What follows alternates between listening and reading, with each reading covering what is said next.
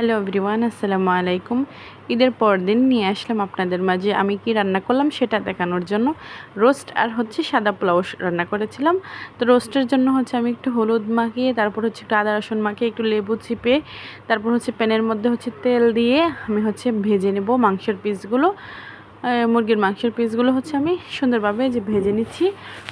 তো তারপর এপিট ইপিট করে ভেজে নিব। ঈদ মানেই খুশি, আর ঈদ মানেই আনন্দ। সেই আনন্দ বই আনুক সবার ঘরে ঘরে, সেই দোয়াই করি। তো ওই দিক দিয়ে আমি এপিট ওপিট করে সুন্দরভাবে আমি ভেজে নিয়েছি।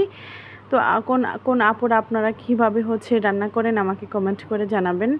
আর আমি ঘরোয়া মশলা যেগুলো ছিল ওগুলো দিয়েই আজকে কাজ সেরে ফেলেছি, কারণ আমাদের এদিকে অনেকটাই রোদ উঠেছে। এই জন্য বাইরেও যেতে চাইছেন আমার হাজব্যান্ড। আর যদি এখন বলি তাহলে রাগ করবে, বলবে যে আগে বলোনি কেন। তো যাই হোক, গড়ও থাকে যে মশলা ছিল ওগুলো দিয়েই আমি বানিয়ে ফেললাম আজকে আমার রোস্ট রান্না। তো এখানে যে রোস্ট ভেজে যে তেলগুলো ছিল ওগুলো দিয়েই আমি করে ফেলেছি। আর এখন পেঁয়াজ কুচি দিয়ে দিয়েছি, কাঁচামরিচ দিয়ে দিয়েছি, এখানে আদা রসুন বাটা অ্যাড করে নিয়েছি। আর দিয়ে দেবো একটু গরম মশলা এবং স্বাদ মতো লবণ, আর হালকা একটু এখন সব ধরনের মশলা দিয়ে দিয়েছি, একটু লাল মরিচের গুঁড়ো, ধনিয়া গুঁড়ো, আর স্বাদ মতো লবণ দিয়ে ভালোভাবে নেড়ে ছেড়ে নিচ্ছে, একটু কষিয়ে নিচ্ছে। কষিয়ে নেওয়া হয়ে গেলে অল্প একটু পানি অ্যাড করে নেব। তো পানি অ্যাড করে নেওয়া হয়ে গেলে তারপর আমার এখানে আমার টমেটো সসটা ছিল না। তো টমেটো সসের পরিবর্তে আস্তা টমেটো ছিল, ওটাকে এখন আমি দিয়ে দিয়েছি রোস্টের মশলা আমি মেশিন দিয়ে অরিজিনালগুলো বানিয়েছিলাম, সেগুলো ব্লেন্ড করে রেখে দিয়েছি। এগুলোই আমি ব্যবহার করেছি। আর এখানে কুচি কুচি করে একটা টমেটো কেটে দিয়েছি। এটা একটু পর একদম মিশে যাবে। আমার হাতের কাছে টমেটো সস ছিল না, এই জন্য আমি এভাবে করে দিয়েছি।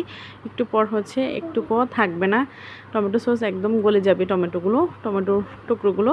তো এখন এখানে আমি ভেজে রাখা মাংসের পিসগুলো আমি এখন কড়াইতে অ্যাড করে নিয়েছি।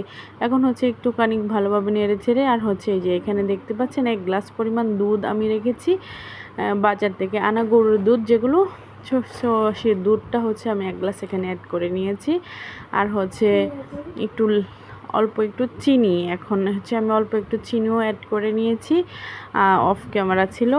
আর ঢাকনা দিয়ে ডেকে অল্প একটু পানি অ্যাড করে নিয়েছি, এক গ্লাস পরিমাণ। তো এখন ঢাকনা দিয়ে ডেকে সুন্দরভাবে জাল করে নিচ্ছি। তো সব মিলে টক ঝাল মিষ্টি সবই ছিল এর মধ্যে। তো এই ঘরোয়া পদ্ধতিতে আমি রোস্ট রান্না করে নিলাম। আর কাজু বাদাম এগুলো ছিল না, তারপরও রোস্ট মশলা ছিল। রোস্টের সাথে পোলাও এই যে।